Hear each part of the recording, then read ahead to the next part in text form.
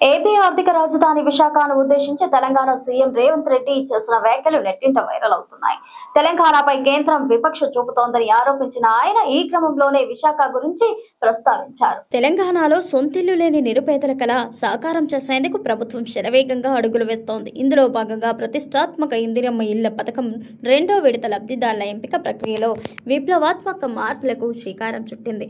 సమాజంలో అందరికంటే వెనుకబడి కనీస ఆశ్రయం లేక గుడిసెల్లో నివసిస్తున్న అత్యంత నిరుపేద కుటుంబాలకు ఈ విడతలో ప్రాధాన్యం ఇవ్వాలని ప్రభుత్వం డిసైడ్ అయింది.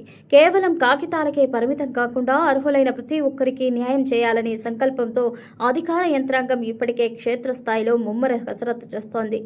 ఇటీవల రాష్ట్ర ప్రభుత్వం అత్యంత పారదర్శకంగా నిర్వహించిన 99 రోజుల ప్రజాపాలన ప్రగతి నివేదిక కార్యక్రమం ద్వారా ప్రతి గ్రామంలోనూ పట్టణాల్లోనూ విస్తృతంగా సర్వేలు జరిపారు.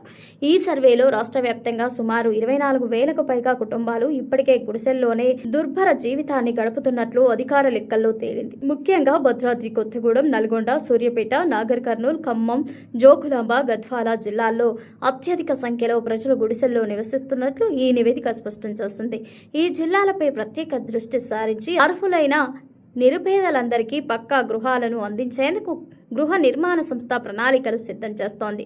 ప్రస్తుతం రెండో విడతలో భాగంగా రాష్ట్ర వ్యాప్తంగా మొత్తం 2,50,000 ఇందిరమ్మ ఇళ్లను లబ్ధిదారులకు పంపిణీ చేయాలని ప్రభుత్వం లక్ష్యంగా నిర్దేశించుకుంది. ఈ లక్ష్య సాధనలో భాగంగా గుడిసె నివాసితులకు మొదటి వరుసలో స్థానం కల్పించేందుకు హౌసింగ్ కార్పొరేషన్ అన్ని ఏర్పాట్లను వేగవంతం చేస్తుంది.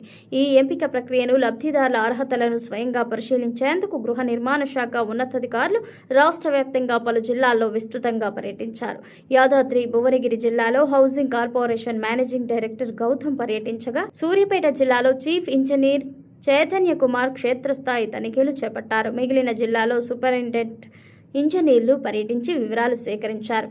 ఈ పర్యటనలో అధికారులు ప్రధానంగా ప్రజాపాలన సర్వేలో సేకరించిన గుడిసె నివాసితుల వివరాల వాస్తవికతపై ఆరా తీశారు. దీంతో పాటు గతంలో ఇందిరమ్మ ఇళ్ల పథకం కింద మంజూరై కేవలం బేస్మెంట్లు, గోడల వరకు కట్టి స్లాబ్లు వేసుకోలేక ప్రత్యామ్నాయ తాత్కాలిక ఏర్పాట్లతో నివాసం ఉంటున్న ఇళ్ల లబ్ధిదారుల తాజా పరిస్థితులను కూడా అడిగి తెలుసుకున్నారు. అలాగే మొదటి దశ ఇందిరమ్మ గృహాల నిర్మాణాల పురోగతిని, గత ప్రభుత్వం చేపట్టిన 2 పడకల గదుల ఇళ్ల ప్రస్తుత స్థితిగతులపై అధికారులు ఉన్నత స్థాయి సమీక్షలు నిర్వహించి పెండింగ్లో ఉన్న పనులను త్వరగా పూర్తి చేయాలని ఆదేశించారు.